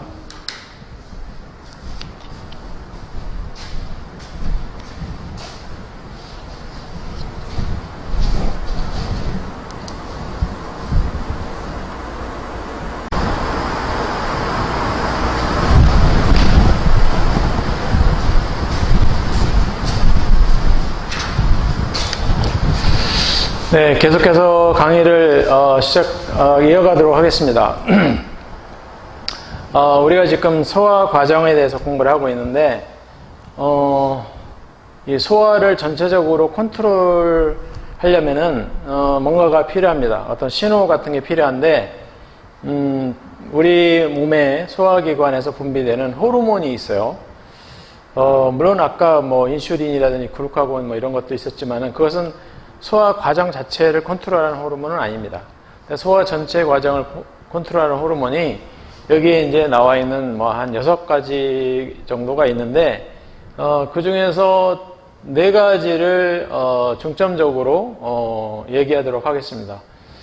처음에 가스트린이라는 호르몬, 두 번째는 세크레틴, 그 다음에 콜레시스토카이닌, CCK라고 하는데, 그 다음에 가스트릭 이니비터리 펩타이드, 이렇게 크게 한 4가지 정도를 설명하도록 하겠습니다. 먼저 가스트린은 어디서 분비되느냐면은 위에서 주로 분비가 됩니다. 위에서 분비가 되고, 이것은 이제 위에 내용물이 들어오게 되면은 위가 이제 팽창을 하겠죠. 그러면 바로 그 위 점막에서 이 가스트린이 분비돼 가지고 그 위산이 분비되기 시작합니다. 그래서 여기 보면은 위산 분비 또는 위에 있는 위에서 분비되는 효소 이런 것들을 이제 분비를 하면서 또 위 운동을 촉진하는 그런 효과를 나타냅니다. 그 다음에 세크레틴이라고 하는 두 번째 호르몬은 어디서 분비되냐면 두오데듐에서 분비가 됩니다. 이 두오데듐은 12지장이죠. 이 12지장에서 분비가 되는데 이 위쪽에서 카이미, 산성 유미즙이 12지장으로 넘어오자마자 그것에 자극을 받아가지고 이 12지장에서 분비가 됩니다. 이거 세크레틴이 하는 중요한 기능은 췌장의 작용을 조절하는 건데, 췌장에 영향을 줘가지고 췌장에서 그 산성 유미즙을 중화할 수 있는 바이카보네이트, 알카리성 안축용액을 분비를 촉진을 하는 거죠. 이게 이제 가장 중요한 세크레틴의 기능이 되겠습니다. 그 다음에 콜레시스토카인이라는 호르몬이 있는데, 이것도 역시 두오데듐 12지장에서 분비가 되는데, 언제 분비가 되느냐? 이 CCK는 지방 성분이 함유되어 있는 또는 부분적으로 분해된 단백질이 이 12지장 쪽으로 넘어왔을 때 주로 이제 지방 성분들이 넘어왔을 때, 그때 췌장에도 작용하고 또 갈브레더, 주로 갈브레더에 작용하는데 담낭에 자극을 해서 담낭을 수축하게 합니다. 담낭이 수축하면 담낭에 저장되어 있던 담즙이 이제 두오데듐 쪽으로, 12지장 쪽으로 분출이 되겠죠. 그리고 팬크레아스도 수축을 해가지고 췌장에 저장되어 있던 중탄산을 분비를 해서 이 지방을 유화하고 그 중화시키는, 음식물을 중화시키고 유화시키는 그런 작용을 하게 됩니다.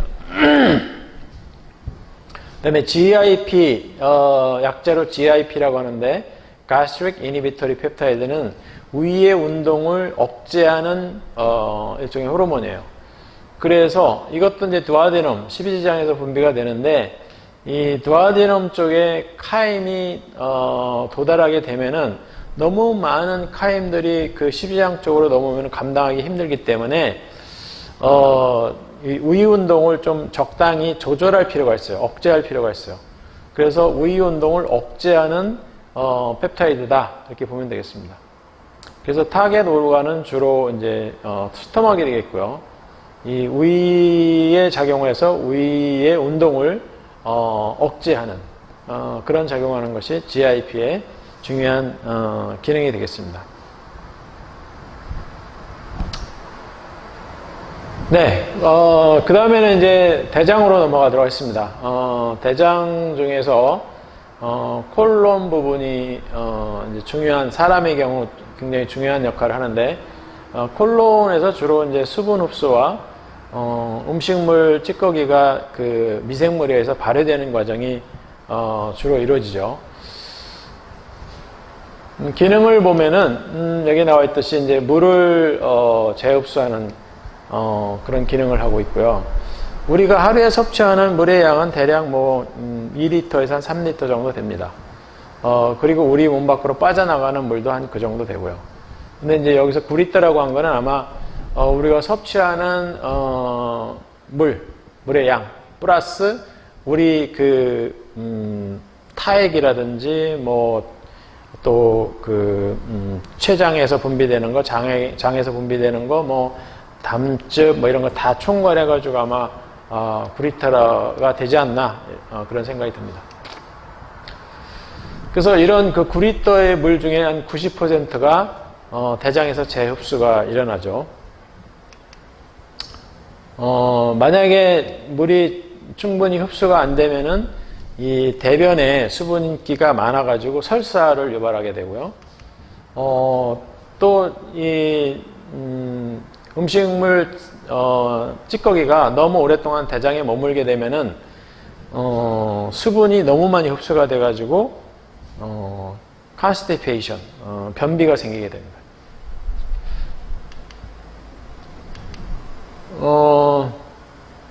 그래서 그 소화 과정에서 이제 소장을 거쳐서 이용될 만한 음식물들은 다 이제 이용이 되고 흡수가 되고 나머지 그 고체 성분들이 이제 대장으로 넘어가게 되는데 주로 이제 섬유질 성분들이 대부분입니다. 그래서 이 undigestible solid 또는 섬유질이라고 이렇게 얘기를 하는데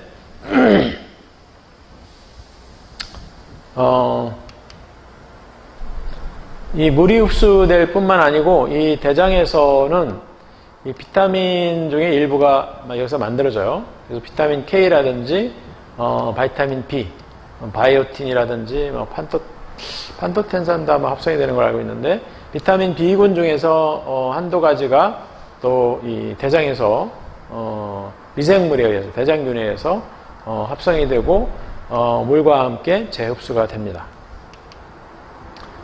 이 렉텀, 대장의 제일 마지막 부분, 이 직장 부분은 이제, 발효가 되고 남은, 정말로 마지막 음식물, 찌꺼기를, 제거하는 그런 역할을 하게 됩니다. 최근 들어서 이제 겉 마이크로바이옴, 아까도 잠깐 설명을 했는데, 장내 균총에 대해서 사람들이 관심을 많이 가지게 됐는데, 그 이유는 이 장내 균총이 좋은 균총을 가지고 있으면 여러 가지 만성질환이 덜 걸린다는 그런 연구 결과가 많이 발표가 됐어요. 반면에 장내 균총이 좀 안 좋은 사람의 경우는 여러 가지 만성질환에 걸리기 쉽다. 이런 관찰에서부터 이제 사람들이 이 겉 마이크로바이옴에 대해서 굉장히 관심을 많이 가지게 됐는데 가장 처음 연구는 비만인 사람과 날씬한 사람을 대상으로 해가지고 겉 마이크로바이옴 미생물 균총을 비교해봤더니 많이 달랐어요. 그래서 이제 어떤 사람이 이런 실험을 했습니다. 이 뚱뚱한 사람의 장내균총을 다 죽여버리고 항생제를 먹으면 다 죽으니까요. 항생제를 먹어서 다 죽인 다음에 이 마른 사람의 장내균총을 채취해가지고 그거를 대장에다가 이렇게 넣어줬습니다. 그랬더니 이 뚱뚱한 사람이 날씬하게 되더라는 거예요. 살이 빠지더라는 겁니다. 거기서부터 이제 장내균총이 이게 굉장히 중요한 역할을 하는구나. 그래서 연구를 많이 하다 보니까 이게 치매에도 연관이 있고, 파킨슨스 병에도 연관이 있고, 여러 가지 암이라든지, 다양한 만성질환에, 이게 연관이 있다는 것이 이제 밝혀졌죠. 그래서, 최근에는 이제 굉장히 많이, 연구를, 하고 있습니다.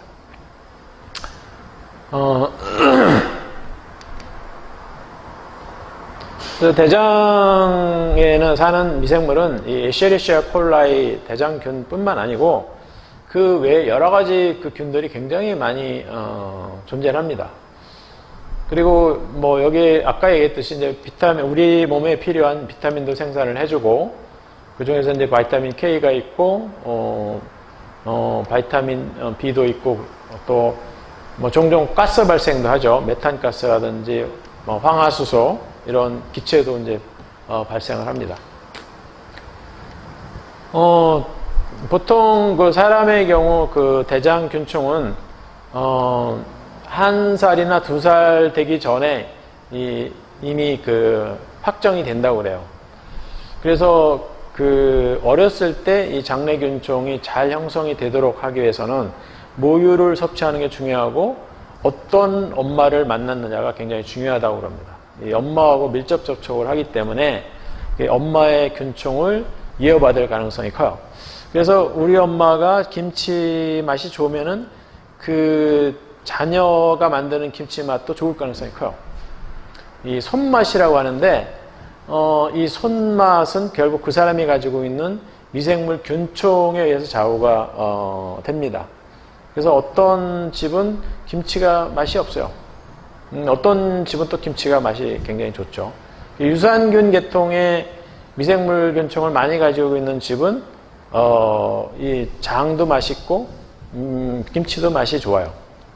근데 그렇지 않고 이제 비피더박테리움, 락토바실러스 이런 계통의 미생물 균총이 좀 적은 집안들은 김치도 맛이 없고 뭐 장도 맛이 없고 뭐 그리고 그게 이제 유전인데요도 환경적으로 이제 그 자녀들한테 유전이 되는 거죠. 후천적으로 이제 유전이 되는 거죠. 네.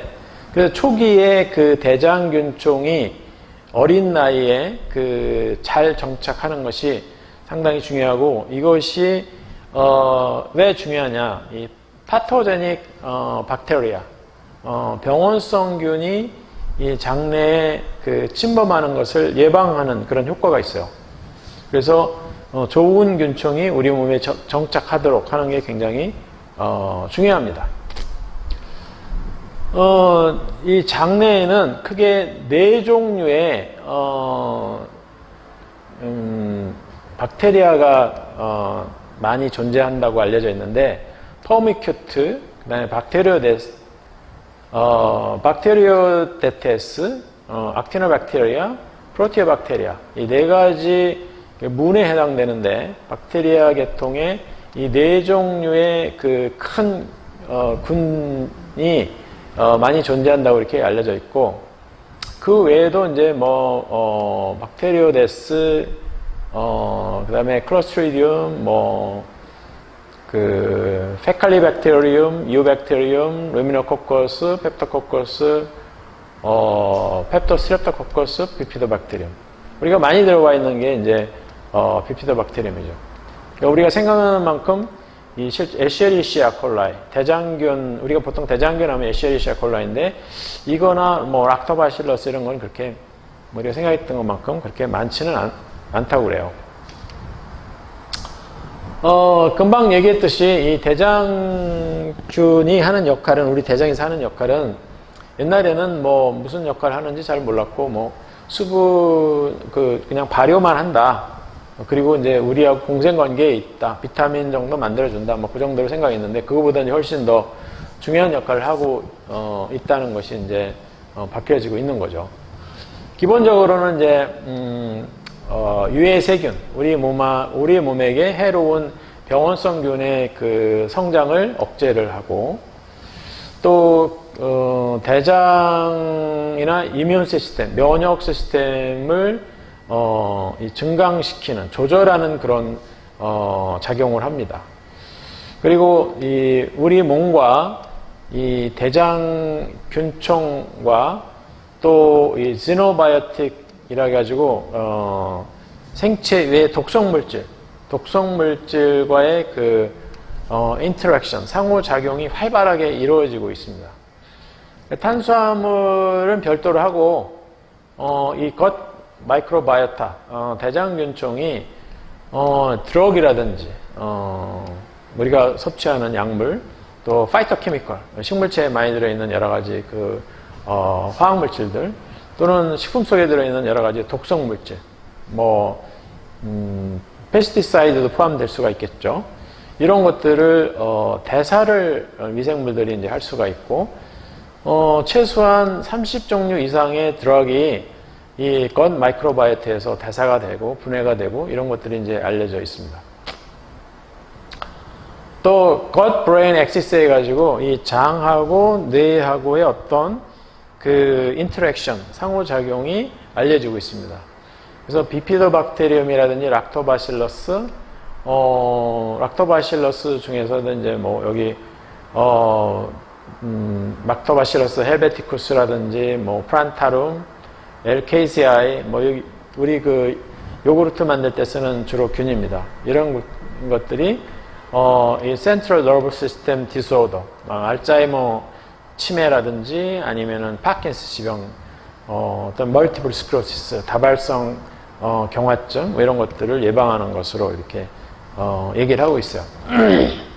그래서 한 가지 예를 들면은 우리가 섭취하는 그 단백질이 분해가 돼서 이 트립토판이라는 아미노산이 되면은 이 트립토판이 이제 대부분 소장에서 이제 흡수되죠. 근데 일부가 이제 대장으로 가거나 아니면은 미생물이 트립토판을 만들어내요. 그 대장균들이. 그럼 이제 트립토판이 예를 들어서 IPA라고 하는 물질로 대사될 수도 있고, 여기 클로스트리디움 스포로제네시스라고 하는 균에 의해서 IPA로 대사가 될 수도 있고, 또 락토바실러스에서 인돌3 뭐 알데하이드인가요? I3A로 대사될 수도 있고, 또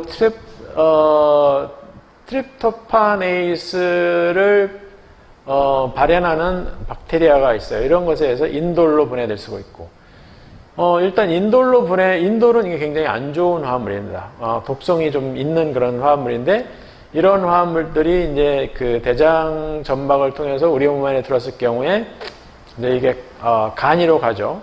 간이로 가가지고,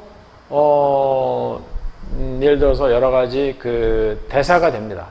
대사가 되면은 여기서 그 뭐 활성산소가 생겨서 산화적 스트레스를 발현할 수도 있고, 또 그 이 평활근 세포가 증식될 수도 있고, 그 다음에 그 이 동맥의 그 벽이 그 두꺼워져 가지고 그 동맥 경화라든지 뭐 이런 거에 이제 연관이 될 수도 있고, 이 칼시피케이션이 해가지고 이 석회화를 유발할 수도 있습니다. 그리고 신장으로 가가지고는 신장의 만성 신장 질환, 신부전이라든지 유레믹 톡신으로서 이게 이제 작용할 수도 있어요. 그래서 신장을 손상시킬 가능성이 크다는 거죠. 반면에 그 이 락토바실러스에서 대사가 돼서 만들어지는 I3A는 이 대장 점막을 타고서 우리 몸 안에 들어와서 이 면역 세포들과 작용을 해서 이 장관 면역을 유지하는 그런 그 어떻게 보면 이제 유익한 작용을 하는 거죠. 이 장관 면역을 유지해서 그 장관이 건강하게 유지되도록 이 안 좋은 세균들이 왔을 때 그것을 작용을 잘 못하도록 그렇게 하는 이제 작용을 할 수가 있습니다. 또 IPA 같은 경우는 우리 몸에 들어와가지고 혈액을 타고서 뇌로 가가지고 이 뇌 세포를 보호를 하는 그런 작용을 한다고 그래요. 그래서 이 뇌세포를 이루고 있는 게 이제 뉴런뿐만 아니고 뉴런을 보호하고 있는 그리얼셀이라든지 성상세포인 아스트로사이트 이런 것들이 이제 일종의 면역세포인데, 이 면역세포의 작용을 억제함으로써 이 뇌가 염증이 생기는 거를 억제해 주는 거죠. 그래서 DNA 손상도 줄여주고 방사능 효과도 있고, 그 다음에 그 치매의 원인이라고 알려져 있는 베타 아밀로이드가 다발을 형성하는 그런 것도 이제 저해를 해주고 이런 효과가 있다고 알려져 있습니다. 아펜딕스는 뭐 사람의 경우 거의 퇴화되어 있기 때문에 특별한 기능은 없는 걸로 알려져 있어요. 그래서 아까 얘기했듯이 이제 요 굵은 관이 이제 대장 중에서 결장 부분인데, 위로 향하는 여기가 소장하고 연결되어 있는 요 부분이 이제 이 충수, 또는 아펜딕스, 맹장이라고 하는 부분인데, 이 맹장을 지나면은 이제 콜론이 생깁니다. 결장이 시작이 되는데, 상행결장, 그 다음에 가로로 가는 횡행결장, 밑으로 가는 하행결장, 그리고 마지막에 렉텀, 직장이죠. 이렇게 이제 순서대로 연결되어 있습니다. 베스티지얼 오르간이라는 것은 이제 거의 흔적 기관이다. 거의 기능이 없어졌다. 퇴화되어 있다. 그 아펜딕스가 이제 그런 기관이다. 그걸 이제 의미하는 겁니다. 그다음에 렉텀 부분은 이제 콜론의 거의 마지막 부분에 해당되고요. 여기에 이 diverticulitis 이런 표현이 쓰는데, 여기 이제 그 렉텀 부분에 염증이 생긴 겁니다. diverticulitis라고 하는 우리가 이제 식이섬유를 좀 적게 먹으면은 이런 염증이 생겨가지고 심한 경우는 여기에 이제 장 파열이 생길 수도 있어요. 그래서 이 부분은 이제 대변을 제거하는 그런 부위가 되겠고, 소화되지 않은 물질을 이제 제거하는 거죠. 주로 뭐 소화되지 않는 그 성분들은 식물체 속에 들어있는 셀룰로스라든지 뭐 리그닌 이런 것들은 이제 거의 소화가 안 됩니다. 그런 것들을 우리가 러페이지 또는 파이버 이렇게 얘기를 하죠. 그 다음에 대변으로 빠져나가는 주요한 내용물이 이 세균 덩어리입니다. mass of bacteria. 박테리아의 상당 부분은 분변으로 이렇게 빠져나갑니다.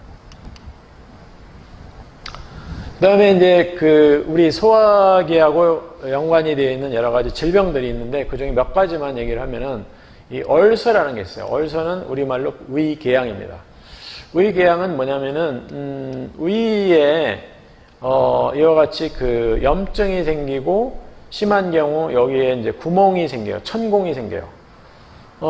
이 염증이 생기는 주요 원인은 주로 이제 위산이 분비가 많이 되고, 그 위산에 의해서 이 위 점막이 손상이 되고, 여기에 이제 염증 세포들이 와가지고 염증이 더 악화되고, 이런 과정이 반복이 돼가지고, 위에 이제, 심하게, 위 점막이 이렇게 손상이 된 상태를 우리가 위궤양, 굉장히 위가 아프죠.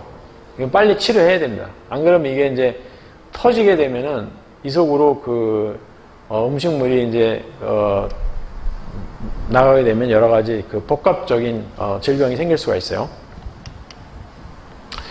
그 다음에 잘 알다시피 이제 우리가, 가끔, 변비로 많이 고생하죠. 이 변비는 이 대장에 있는 내용물을 빨리 제거하지 못할 때, 대장에 있는 이 분변에 수분이 너무 적게 되면은 이 변비가 생기게 되는데, 변비를 해결하기 위해서는 물을 많이 마시는 방법이 하나가 있고, 이게 이제 임신 기간 동안에 또 변비가 많이 생기는데, 이 임신 기간 동안에는 프로제스테론이라는 호르몬이 분비가 되는데, 이 임신을 유지하기 위해서 우리 몸에서 생리적으로 프로제스테론이 분비가 되는데, 이 프로제스테론이 어떤 작용을 하냐면은 장 운동을 느리게 해요. 장 운동을 느리게 하면은 대장이 천천히 운동을 하다 보니까 이 분변이 장에 머무는 기간이 길어져요.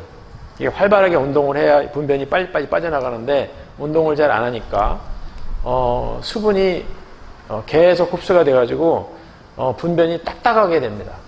수분이 없는 그런 분변이 되니까 이 변비가 생기는 거죠.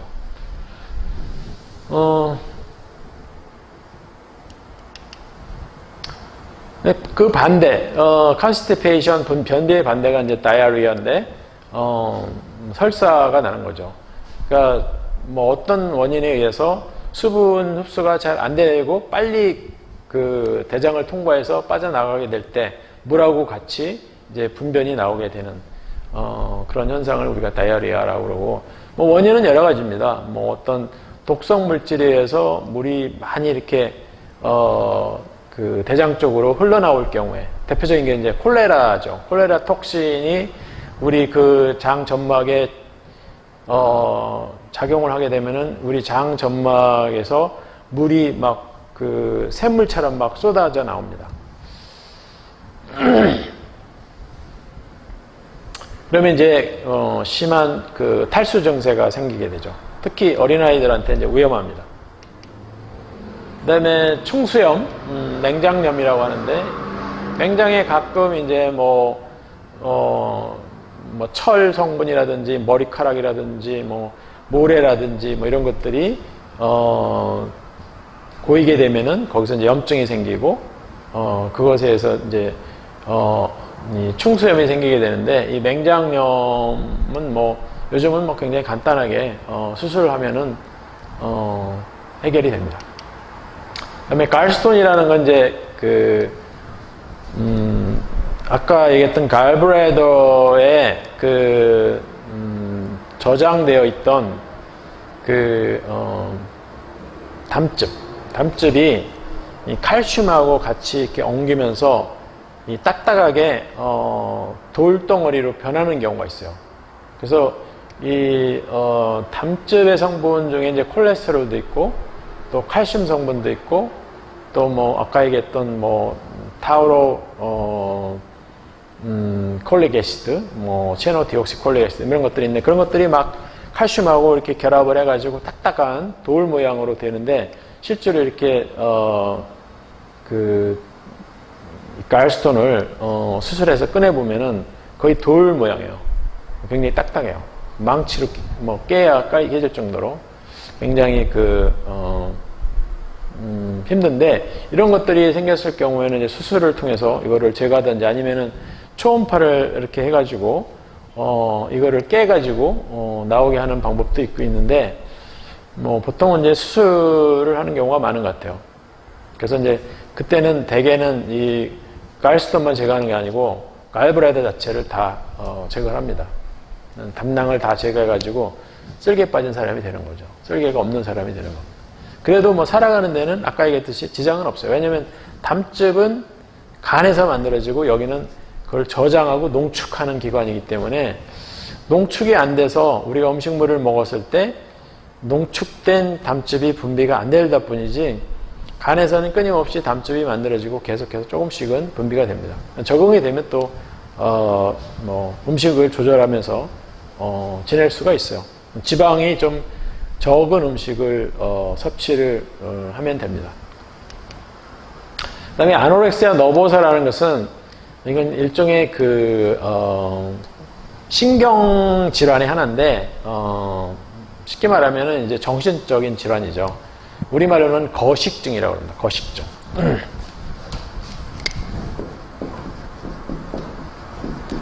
그러니까 먹는 거를 거부한다. 뭐 그런 의미를 가지고 있는데 이 거식증은 보통 10대에 자기 그 몸의 어떤 이미지에 굉장히 신경을 쓰다 보면은 이 뇌에서 음식물을 먹고 싶다는 생각이 갑자기 어느 날 없어져요.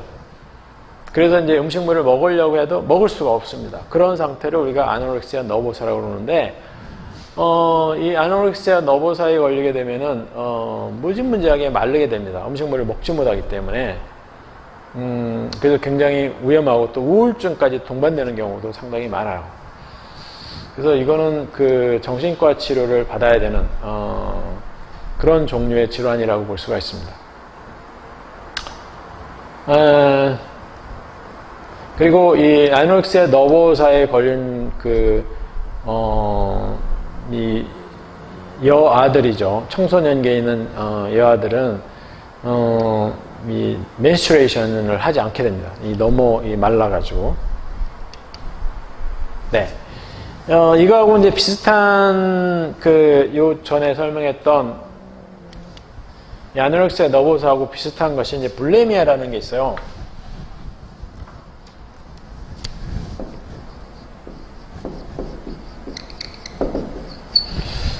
이게 L이 하나인지 두 개인지 정확히 지금 기억이 안 나는데, 이거는 이제 다른 말로 빈지라고 그러는데,